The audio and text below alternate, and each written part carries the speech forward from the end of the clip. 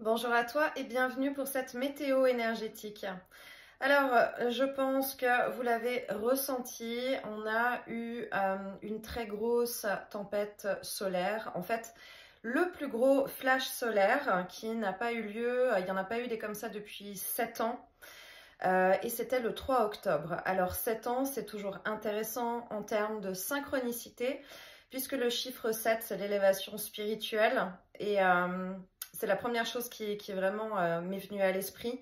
Voilà, ça veut dire aussi qu'on termine un cycle avec ces 7 ans. Alors, les tempêtes solaires, les flashs importants comme ça, ben, ça décape. Donc, ça décape. Et qu'est-ce que ça décape cette fois-ci? Ça travaille vraiment au niveau du personnage incarné. L'image que j'ai, c'est comme si on avait un costume et que le costume était vraiment, pour certains, déchiré, pour d'autres, que le costume a brûlé, brûle d'un coup. Voilà, comme s'il y avait des couches en profondeur, d'autres, ça peut être une notion un peu plus douce avec quelque chose encore qui s'est dissous. Alors, on va avoir encore ces effets pendant plusieurs jours, hein, parce que ça a été vraiment, vraiment très, très, très puissant. Donc, ce que ça amène une difficulté au niveau du personnage incarné. Quand je parle du costume, hein, je parle évidemment de la partie personnage égotique, la partie contrôle.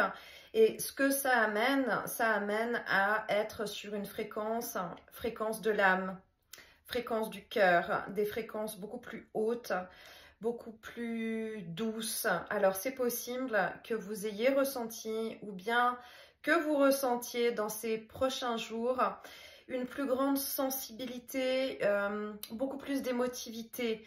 Voilà, des larmes qui peuvent venir en regardant une fleur, des larmes qui peuvent venir juste d'un mot, juste d'un contact avec un animal, avec un oiseau dans un parc, avec un regard échangé. Voilà, il peut y avoir vraiment une très très forte sensibilité, une très forte émotivité. Cette mélancolie qu'on a pu ressentir régulièrement quand on est sur ces parcours d'éveil. Je pense que vous savez de quoi je parle, où tout à coup, on touche à une profondeur de l'âme, donc à certaines larmes qu'on a des difficultés à catégoriser quelque part, parce qu'on pourrait dire que c'est de la nostalgie, de la mélancolie, mais pas exactement, on ne sait pas vraiment. Voilà, c'est vraiment des larmes qui sont liées à la profondeur et à la vraie fréquence de larmes. Alors ça peut se produire là depuis quelques jours et ça peut continuer à être le cas pendant quelques jours, donc pas de panique, c'est juste la réalité de notre essence véritable dans cette vraie sensibilité du cœur ouvert, on enlève la personnalité, on enlève le personnage incarné, on enlève justement les barrières et on enlève tout ce qui était à travailler hein, la semaine d'avant avec les résistances qui étaient à sauter. Peut-être que cette tempête avec ce flash solaire est venue pour finalement faire péter le fameux barrage ou finir d'enlever les résistances. Je crois qu'il y a quelque chose de cet ordre-là. On était prévenu en fait, hein, on a été prévenu qu'il y avait quelque chose qui allait lâcher, quelque chose qui allait s'ouvrir pour venir se mettre en place et c'est exactement ce qui est en train de se passer. Alors, c'est peut-être plus facile pour des personnes qui sont dans une énergie féminine parce que l'énergie féminine est beaucoup plus dans l'accueil et beaucoup plus dans cette notion de ralentissement, de douceur, de ressenti, d'intuition. Pour la partie énergie masculine, alors je rappelle qu'on a les deux polarités en soi, hein, donc ça permet de reconnaître aussi ce qu'on travaille. Mais pour la partie énergie masculine, ça peut être beaucoup plus difficile. Parce que l'énergie masculine, ce qu'on me montre, c'est qu'il y a une idée de déstabilisation. C'est vraiment cette notion dans la forme que je vois, ça fait comme un entonnoir hein, avec l'énergie de l'âme, l'énergie du cœur, et puis on descend vers le personnage incarné. Et forcément, si on essaie de mettre un entonnoir debout dans sa cuisine, ça va pas très bien fonctionner parce qu'il n'y a pas d'équilibre. Donc l'énergie masculine, elle peut vraiment se sentir complètement déséquilibré, avoir une notion de basculement. D'ailleurs, il peut y avoir aussi des événements dans la matière. Hein. qui peuvent donner cette notion de peut-être de chute, de chuter sur quelque chose. Alors attention où on met les pieds parce que ça peut être évidemment très matérialisé, comme ça peut aussi être très énergétique par rapport au subtil et très métaphorique. Donc il peut y avoir des événements qui vont faire qu'il y a une notion de basculement, il y a une notion de chute de quelque chose. Est-ce que c'est une croyance? Est-ce que c'est un objectif qui n'est pas réalisable ou qui n'est pas aligné avec la notion du cœur et de l'âme, par exemple? Est-ce qu'il y a une notion de rappel à l'ordre de l'âme, rappel à l'ordre du double quantique qui dit que là, non, ça va pas. Donc, il y a un réalignement qui a à faire. Mais ce réalignement n'est pas forcément dans la douceur, là, vraiment. Donc, c'est les dernières résistances, peut-être ceux qui, dans leur énergie, ont eu encore de la difficulté à lâcher quelque chose, ont voulu encore s'accrocher à quelque chose. Ben, il y a un peu cette idée de... On peut s'accrocher, mais à un moment donné, de toute façon, si la branche doit céder, elle cède et il n'y a pas le choix, quoi. Donc, on peut vraiment avoir aussi cette sensation d'être déséquilibré. C'est dans l'énergie collective, donc forcément, on peut aussi être impacté, même si ce n'est pas l'énergie qui nous est propre principalement. Ou alors on est vraiment en conscience de pouvoir rééquilibrer en faisant intervenir beaucoup plus l'énergie féminine dans la confiance et dans le ressenti. C'est aussi cette opposition entre le subtil et ce qui se passe sur la planète à l'heure actuelle dans la matière. Vraiment, aujourd'hui, on ne peut pas dire qu'on est dans autre chose que la vraie notion de dureté, de dualité, de noirceur qui ressort. Et dans cette énergie masculine, elle va au front, elle va au combat, elle va dans la dualité, elle va dans la confrontation. Alors que l'énergie qui est plus subtile et l'énergie féminine, elle est souvent là pour temporiser, pour venir mettre plus de rondeur, plus de souplesse dans les liens, dans les relations, peut-être offrir un angle de vue qui va être un petit peu différent, là où une énergie masculine va avoir tendance peut-être à aller se précipiter. C'est vraiment ce qu'on travaille là dans l'énergie. Et j'ai vraiment cette image, hein, je le fais avec mes mains, mais j'ai cette image du taiji, du symbole du yin et du yang, hein, qui tourne et c'est comme si ça tourne mais ça ripe un petit peu, donc il faut essayer d'équilibrer le plus possible en soi et comprendre en fonction de ce qu'on vit à l'intérieur de soi, dans ses émotions, mais aussi comprendre en observant ce qui se passe autour de soi. Si on a l'impression que, ok, on ne sait pas, mais c'est fluide, alors on est sur une fréquence qui va être une fréquence plus haute parce que on est quand même toujours dans cette idée, et peut-être qu'on va le rester, je ne sais pas, mais dans cet instant présent avec toujours de la difficulté à se projeter. J'ai un peu cet instant présent qui se déplace sur un tapis roulant comme ça, plutôt que pouvoir vraiment projeter dans l'avenir quelque chose. Cet instant présent, il est vraiment important parce que dans cet instant présent, on peut le dilater, on peut observer les événements, observer ce qui se passe avec plus de distance et ne pas rentrer émotionnellement dans ce qui se passe. Et peut-être que c'est là qu'on arrive à être dans cette fréquence qui est c'est très droit, hein, dans cette fréquence alignée avec cette émotion et cette vibration qu'on va ressentir au niveau du cœur. Les nuits sont très chargées aussi, peut-être que vous avez constaté, mais les nuits sont extrêmement chargées. Il y a beaucoup de communication avec le monde subtil, il y a beaucoup de messages, il y a beaucoup de transmissions, il y a beaucoup d'images, il y a beaucoup de dialogues. Alors peut-être qu'on ne se rappelle pas forcément toujours de tout au réveil, où on ne comprend peut-être pas forcément les informations, mais les âmes communiquent énormément en ce moment. Quand je parle de communication d'âme, c'est avec toutes les âmes, d'accord? Donc ça peut être des liens qui sont proches ou des liens qui sont plus éloignés. Ça peut être des communications avec des âmes où du point de vue du personnage incarné, il n'y a pas du tout de communication, ou ça fait même des années, peut-être qu'il n'y en a pas. Ça peut être avec des défunts.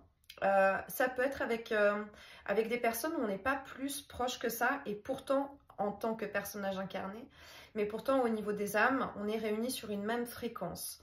Donc il y a vraiment beaucoup de communication, de dialogue, d'entraide. Il y a peut-être une notion de règlement de compte, mais pas dans le sens négatif du terme. Dans le sens, au niveau de l'âme, on met les choses à plat. Qu'est-ce que je t'ai appris? Qu'est-ce que tu m'as appris? Est-ce que on est OK? Est-ce que il y a dans cette notion de, on fait un bilan peut-être aussi de certains contrats. Peut-être qu'il y a des âmes avec qui on a estimé qu'on a terminé notre part du contrat et que l'autre âme, dans ce qu'on a pu vivre, on a l'impression que non, ou alors on sait clairement que non, elle n'a pas fini sa partie du contrat, mais que ça ne nous incombe plus. Donc il y a peut-être une idée de renégociation et de discussion au niveau de ces contrats pour dire, ok, même au niveau de l'âme, bah maintenant qu'est-ce qu'on fait? Parce que moi j'ai fait le job, et si toi tu le fais pas, moi je me retire de toute façon. C'est un peu cette notion qu'on a en ce moment. Donc on peut être très en communication dans le monde subtil. C'est moins une communication avec notre équipe de lumière. C'est moins avec nos guides, enfin voilà, vous mettez les mots que vous voulez, nos anges gardiens, etc. On est vraiment beaucoup plus sur une communication d'âme. Dans ce que ça me montre, c'est comme si, c'est comme si les profs prenaient un petit peu de recul et puis laissaient un peu les étudiants s'organiser entre eux et pratiquer dans leurs travaux pratiques. Voilà.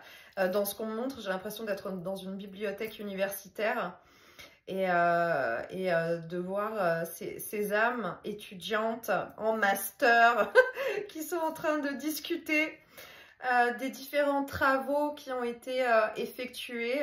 Et il y a un peu ce recul de prof qui prend des notes en fait, hein, qui observe, qui prend des notes, qui constate dans ce que je reçois là.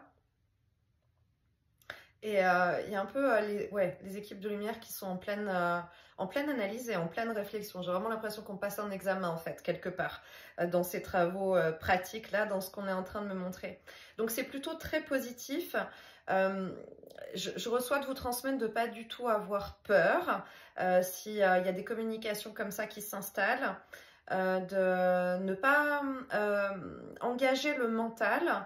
Et de juste accepter en fait qu'il y a beaucoup de dialogue et qu'il y a beaucoup de communication et que c'est ok comme ça. Peut-être parce qu'on a réglé un maximum de choses dans la matière avec différentes personnes et que maintenant ça se règle vraiment plus haut au niveau de l'âme. Plus de communication dans le subtil, ça peut vouloir dire moins de communication dans la matière, par contre. C'est-à-dire que ça prend beaucoup d'énergie, hein. Donc on peut avoir envie de moins communiquer dans la partie personnage incarné, ou alors d'avoir besoin de communication qui soit dans l'authenticité, qui soit vraiment sur la fréquence du cœur. Et j'ai aussi cette image de communication communiquer sans avoir besoin de parler quelque part. On a besoin de peut-être de plus de ça avec nos proches. Ça se passe beaucoup par la télépathie, ça peut se passer par le regard, ça peut se passer par la pensée, plus que par la notion de la communication, du dialogue. En fait, parler, comme si... Là, c'est vraiment dans l'énergie, en fait. Je pense que c'est parce que les âmes travaillent. C'est vraiment dans l'énergie de... Il n'y a pas de mots, forcément. Il n'y a pas forcément besoin de mettre de mots. Où les mots ne sont pas justes dans la fréquence du personnage incarné. Pour pouvoir exprimer peut-être certaines choses. Donc ça se passe vraiment au niveau du subtil et il y a quelque chose qui s'ouvre probablement jusqu'au mois de novembre dans cette notion, puisqu'on arrive au mois de novembre vers le voile qui est plus fin, la communication avec les défunts, mais dans ce que je reçois, bah dis donc c'est pas du tout ce que je m'attendais à recevoir là, j'étais partie sur autre chose moi. Dans ce que je reçois, c'est vraiment cette notion des voiles en fait, hein. Des voiles qui s'ouvrent et on me montre plein de rideaux, un espèce de couloir avec plein de rideaux qui, je pense, représentent en fait les différents voiles entre la matière et le monde subtil. Et c'est comme si là, il y a quelque chose qui s'ouvre, voile après voile, voile après voile, pour pouvoir communiquer. Alors, c'est peut-être une mise en place aussi qu'on a dans une préparation, puisque là, nous allons arriver vers les énergies du portail 10-10 cette semaine. Les portails ouvrent toujours un pont de communication, un couloir de communication. Donc, il y aura peut-être une apogée là, dans cette énergie de lien avec les autres âmes. Il y a des informations qui sont transmises. Des informations qui peut-être n'ont pas forcément comment dire, n'ont pas forcément de lien avec la vie actuelle du personnage incarné, mais qui sont des indications peut-être pour des événements à venir. Il y a peut-être des informations qu'on reçoit pour des événements à venir. Il y a peut-être des dates qu'il va falloir noter, des heures qu'il va falloir noter, des signes, des symboles, des messages, mais j'ai une notion d'encodage et de quelque chose qui va être très individuel et propre à chacun.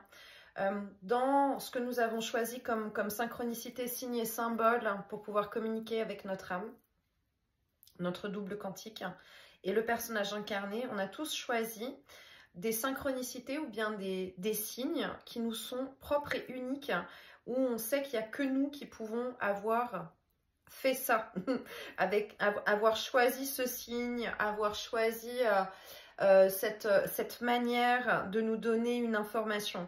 Il y a des choses qui vont être collectives, comme des heures miroirs, comme des chiffres aussi, parce que c'est des fréquences sur lesquelles, en fait, c'est identique, comme des fréquences radio sur lesquelles on est réunis. Mais il y a aussi certains signes et certaines synchronicités. Peut-être que ça vous est déjà arrivé, je suis certaine que ça vous est déjà arrivé, de vous être fait la réflexion et de vous dire, il n'y a que moi qui ai pu faire ça. Il n'y a que moi qui ai pu mettre ce signe de cette manière, à ce moment-là, sous cette forme, à ce moment-là de ma vie. Donc, il y a quelque chose de nous montrer aussi cette notion de temporalité, peut-être de faire comprendre à quel point la temporalité dans la matière et dans la matrice n'a pas d'importance et n'a rien à voir avec cette notion de temps énergétique dans le monde subtil qui, là, n'existe pas. On change de fréquence, il y a des séries de chiffres qui changent aussi. Peut-être que vous avez commencé à remarquer depuis quelques jours ou bien quelques semaines, il y a vraiment on change de fréquence radio. Voilà, c'est un peu l'idée.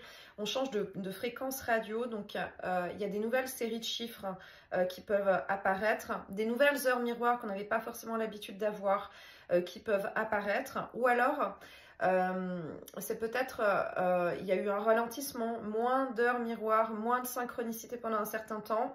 Et là, de nouveau, on peut prendre son téléphone, ou enfin, dans mon cas, moi, c'est le four à la maison à chaque fois qui est désynchronisé, par contre, par rapport aux heures du téléphone, mais à chaque fois que le regard tombe sur le four, je suis dans une heure double. Et là, c'est de nouveau depuis quelques jours, mais tout le temps, c'est jour, nuit, tout le temps, à chaque fois que je passe devant ce four et que je regarde l'heure, à chaque fois, systématiquement, ça va être une heure miroir.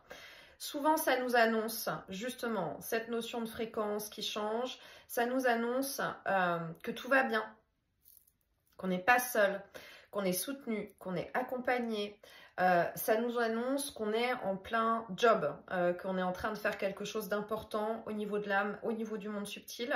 Ça annonce clairement qu'il se passe quelque chose et qu'il faut rester dans la sérénité le plus possible et en confiance. Une des clés que j'ai reçues la semaine dernière, que j'ai transmise déjà sur Instagram, mais je la répète ici parce qu'elle est vraiment importante. À l'approche de ce flash solaire très important, j'ai vraiment senti pendant 24 heures, c'était extrêmement inconfortable. 24-48 heures, c'était vraiment extrêmement inconfortable. Et je sentais quelque chose de cloisonné, je sentais quelque chose d'écrasant, quelque chose de lourd, et puis de nouveau avec ce truc de à quoi bon, pourquoi, etc. etc. Et la clé qui est venue, c'était de se rappeler de la gratitude. La gratitude est une fréquence et c'est très très important là de revenir sur cette fréquence de gratitude. On oublie en fait, c'est une fréquence qu'on a pu utiliser comme outil, ressentir à des moments donnés, puis on est tellement dans l'avancement, dans tellement de choses où ça bouge tellement, où il se passe tellement de changements, tellement de modifications, tellement d'accélération, que cet outil et cette fréquence en particulier, on peut l'oublier et la mettre de côté. Alors, j'entends que c'est aussi à cause de la matrice dans laquelle nous sommes, avec cette densité énergétique qui nous plombe et qui nous écrase, et avec des énergies interférentes et involutives qui envoient des fréquences qui mettent sous un peu un système d'hypnose ou de programmation mentale, qui font que c'est vraiment ce voile de l'oubli tout d'un coup qui passe et ça nous déconnecte de quelque chose. Donc la gratitude, c'est simplement juste par exemple en allant se coucher, en étant en train de s'endormir, d'être dans la gratitude, gratitude pour cette journée, gratitude pour tel petit événement, telle chose, tel moment dans ma journée qui a été un plaisir, qui s'est bien passé. Cette visite, cet appel, ce super café au soleil, cette musique que j'ai découverte, cet événement chouette, cet échange où on a bien rigolé au travail, enfin voilà. Vraiment de lister en fait et d'être dans la gratitude, reconnaître les petits moments comme ça, ou les grands moments d'ailleurs, hein, qu'il y a pu y avoir dans la journée. On me montre que c'est le petit poussé, que c'est comme chaque petite chose où on va reconnaître la gratitude, c'est comme le petit caillou blanc sur le chemin. Et ça permet d'être beaucoup plus dans une énergie cocon, dans une énergie où on est enveloppé, où on a de la douceur, où on peut ressentir quelque chose de plus souple, de plus coton comme ça, de plus apaisant, de plus réchauffant pour le cœur. Voilà, il y a vraiment, on peut se lever dans cette énergie.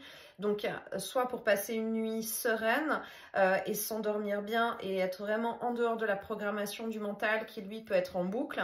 Parce qu'il y a quand même énormément d'énergie envoyée sur les différents événements qui se passent sur la planète, où forcément, c'est que des énergies qui sont extrêmement denses, extrêmement basses, de peur, de panique, de drame, de violence. Enfin, voilà, je n'ai pas besoin de vous nommer de quoi il s'agit.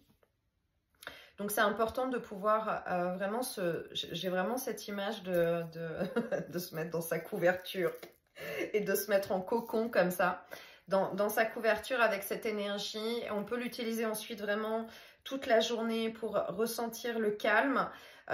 Mais si on est en mouvement hein, toute la journée, qu'il y a du monde avec soi, qu'on est vraiment dans les tribulations du monde matériel, dans les transports, etc., avec beaucoup d'agressivité, beaucoup de monde, beaucoup de bruit. Très important au moment de se coucher ou de faire une sieste ou de prendre un petit moment pour soi, de se lever dans sa couverture avec cette énergie de gratitude, parce que c'est vraiment quelque chose de l'ordre de la recharge. J'ai l'image aussi ça va être compliqué avec si je perds mes mots là. J'ai l'image aussi du cocon, de la chenille au papillon. Ce qu'on me montre là, c'est que c'est comme s'il y a une rénovation, une rénovation intérieure, une régénération de nos cellules, un apaisement, une remise à jour, une remise à niveau énergétique quand on peut être dans cette énergie pendant un petit moment. Ou pendant la nuit. Peut-être que c'est la fréquence qui aide justement aussi à se mettre sur le pont de communication avec les âmes. Alors c'est très patchwork hein, du coup ma météo énergétique là. En tout cas je ne sais pas pour vous, il faudra que je réécoute. Moi j'ai l'impression que c'est très patchwork. Mais je vous livre les informations comme je les ai. Dans cette idée d'instant présent, je suis vraiment aussi dans cette énergie d'instant présent. C'est-à-dire que une heure avant, c'est pas le moment, c'est que le moment maintenant. Et c'est comme si on me laisse vraiment pas du tout mentaliser et passer dans des filtres, en fait, les informations que je reçois.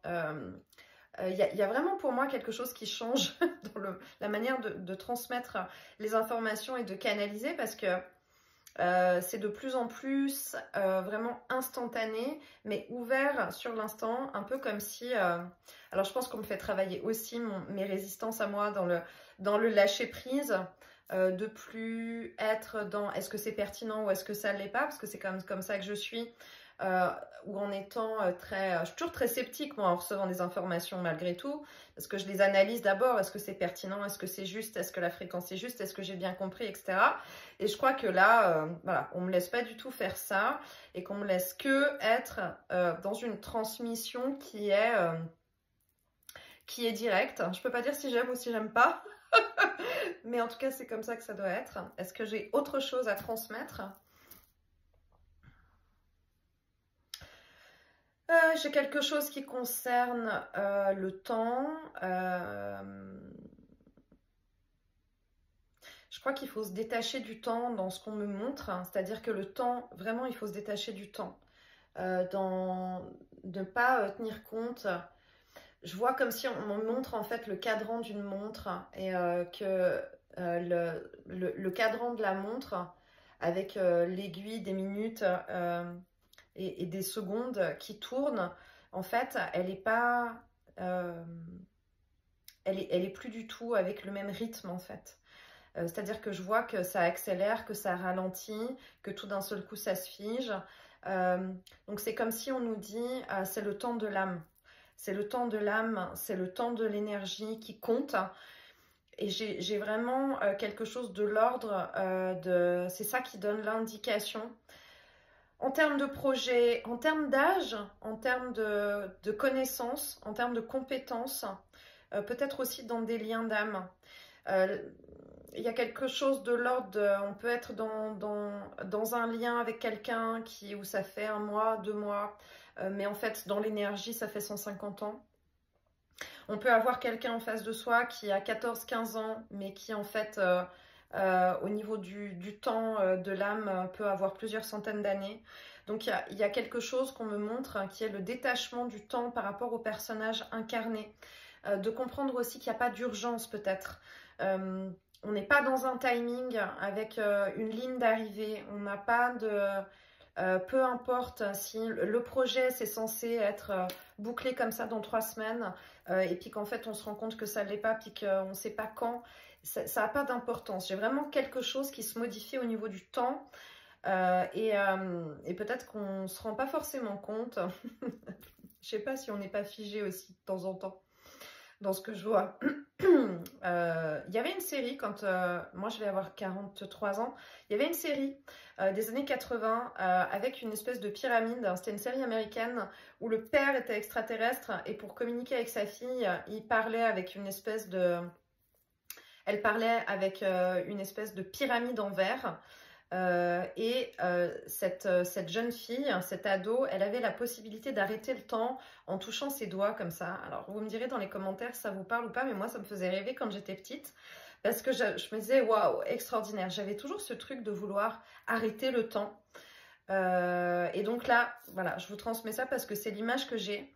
Peut-être que c'est aussi cette notion de l'instant présent et de comprendre qu'il faut vraiment vivre l'instant présent parce que ça se dilate, et ne pas être dans une notion de timing avec cette montre, parce que j'ai vraiment tout d'un coup ça ralentit, tout d'un seul coup ça s'accélère, tout d'un coup ça s'arrête.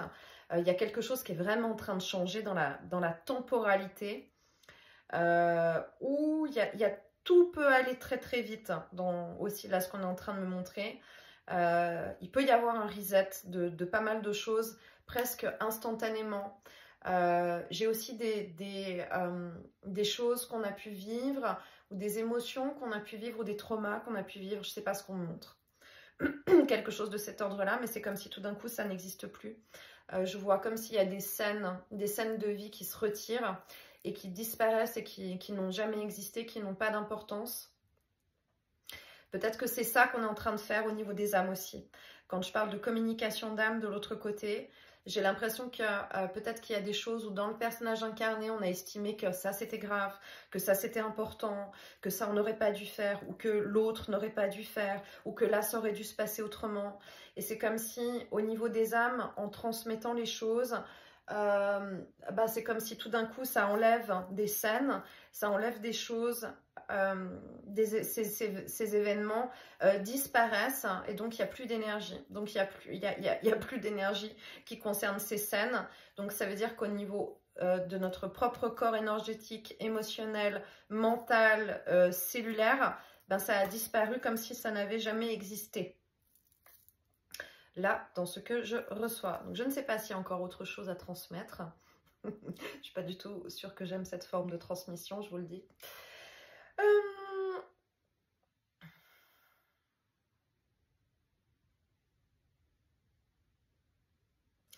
Si vous êtes poussé à écrire, à dessiner, à prendre des notes, à avoir un petit cahier, je vois des gens qui ont un petit cahier, qui écrivent des choses, allez-y. Il y a beaucoup de personnes qui ont aussi quelque chose en tête, de se dire il faudrait que j'écrive ça, ou il faudrait que je transmette ça, ou il faudrait que je le partage. C'est un peu en préparation. C'est un peu dans les starting blocks. Oui, il faut partager. Dans ce que je reçois là, il faut écrire, il faut partager. Ne pas être dans ce pourquoi moi, pourquoi, quelle légitimité, qui ça peut intéresser. Voilà, il y a des choses qui sont à transmettre. Par rapport à, ça peut prendre plein de formes, par rapport à son vécu, par rapport à des événements, par rapport à des expériences qui sont à partager. Mais il y a une notion de transmission, de dire, d'écrire, de transmettre. Voilà, c'est important de partager. Ça ouvre la voie pour d'autres maintenant, mais pour d'autres qui viendront après en fait aussi dans ce que je reçois. Il y a un truc d'éclairage du chemin, il y a une notion de passeur, de relais. Alors je fais un coucou à Hélène, parce que Hélène, chère sœur des étoiles, m'a dit cette semaine qu'elle avait rêvé, qu'elle nous avait vu de l'autre côté dans le monde subtil avec ma fille, et qu'on était aussi tous ensemble et qu'il y avait une notion de passeur de relais. Donc Hélène, je confirme parce que c'est exactement ce que je reçois maintenant. Oui, il faut passer le relais, mais c'est vraiment quelque chose de... On est tous en train de passer le relais, on doit passer le relais les uns aux autres, mais pour d'autres. Et c'est très important. Voilà, c'est vraiment très important de transmettre. Transmettre les mots, transmettre les informations qu'on reçoit, transmettre son intuition, ses ressentis, transmettre son parcours, transmettre son savoir, transmettre son amour. Voilà, le terme, ce sera transmission. Il faut transmettre. Et peut-être que là, il y a plus une notion d'urgence dans le fait de transmettre. Il y a quelque chose qui s'accélère, il faut laisser une empreinte. Il y a une empreinte énergétique en fait, voilà, qui se laisse et qui se transmet. Et c'est une empreinte énergétique par contre qui est sur cette fréquence du cœur et cette fréquence de l'âme. En gros, on est en plein dans l'engagement de la mission d'incarnation, quoi. C'est vraiment cette fréquence-là qui nous réunit. Voilà. Je pense que je vais fermer la radio là. Voilà. Je